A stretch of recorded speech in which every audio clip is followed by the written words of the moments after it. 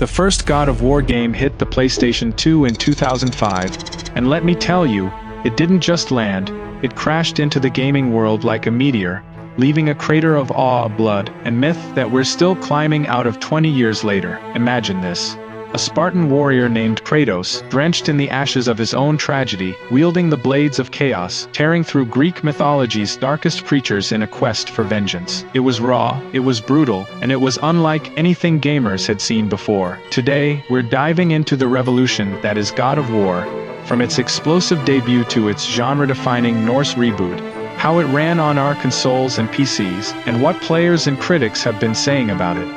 Let's start where it all began. March 22, 2005, marked the release of God of War on the PlayStation 2, developed by Santa Monica Studio under the vision of David Jaffe. This wasn't just another hack-and-slash game. It was a love letter to Greek mythology, wrapped in a package of relentless combat and a story of revenge that hit you right in the gut. You play as Kratos, a Spartan warrior manipulated by Ares, the god of war, into killing his own family. The game's central mission? Find Pandora's box to take down Ares himself. The PS2, with its 32 megabytes of RAM and aging hardware, was pushed to its limits to deliver this ultra-violent masterpiece. The game's file size was modest by today's standards, around 6 gigabytes when installed on later systems, but back then, it squeezed every ounce of power from the PS2's emotion engine. Critics were floored. Metacritic gave it a 94/100, with Tom Lane from CNN calling it the type of game that makes you remember why you play games in the first place. He praised its addictive pacing and balance of combat, puzzles, and platforming. Raymond Padilla of GameSpy went wild for the goriest, most exaggerated, and over-the-top violence he'd ever seen, while Chris Sell from PLGN lauded the combat's simplicity, making it accessible yet deep. Some nitpicked the fixed camera, which occasionally hid enemies or messed with jumps, but these were minor gripes in a game that felt like a revelation. The Greek era continued to dominate with God of War 2 in 2007, also on the PS2. Released on March 13th, this sequel upped the ante with improved puzzles, 4 times as many bosses, and a story where Kratos, now the god of war, is betrayed by Zeus and seeks the Sisters of Fate to rewrite his destiny. The game still ran smoothly on the PS2's 147.456 MHz CPU, with a file size similar to its predecessor. Critics loved it even more, with a Metacritic score of 93/100. IGN called it a must-own for action fans, praising the refined combat and stunning environment. The combo-based system, built around Athena's blades, felt smoother, and the introduction of quick-time events for boss finishers made every fight cinematic. Some players, though, felt the series was leaning hard into its formula, but the sheer spectacle kept them hooked. The franchise didn't stop there. God of War, Chains of Olympus and Ghost of Sparta brought Kratos to the PlayStation Portable. These side games, developed by Ready at Dawn, were technical marvels for a handheld, requiring just 1.2 gigabytes and 1.5 gigabytes respectively. They maintained the series' signature combat while exploring Kratos' past, earning praise for their visuals and tight gameplay. God of War, Betrayal, a 2D mobile game for JavaMe phones, was a bold experiment using 110 animations to mimic the series' 3D glory in a 200 kilobytes package. It was niche but showed the franchise's ambition to reach every platform. Then came God of War 3 in 2010 on the PS3, a visual juggernaut that demanded 35 gigabytes of storage and a 3.2 GHz cell processor to render Kratos' war against the Olympian gods in glorious detail. IGN dubbed it a fitting end to the trilogy, with a 92/100 Metacritic score, though some felt the story leaned too heavily on spectacle over depth. God of War Ascension, a PS3 prequel, explored Kratos' early days with a 35 gigabytes install and introduced multiplayer, a first for the series. It scored an 8100 on Metacritic, with critics like GameSpot noting its stunning visuals, but feeling the story didn't match the trilogy's emotional weight. Players were split.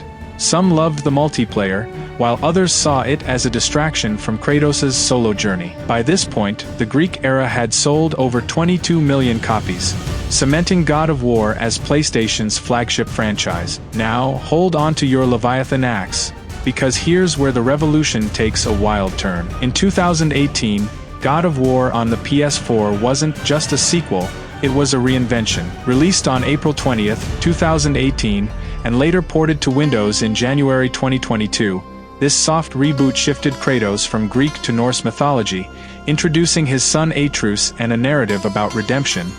Not just revenge.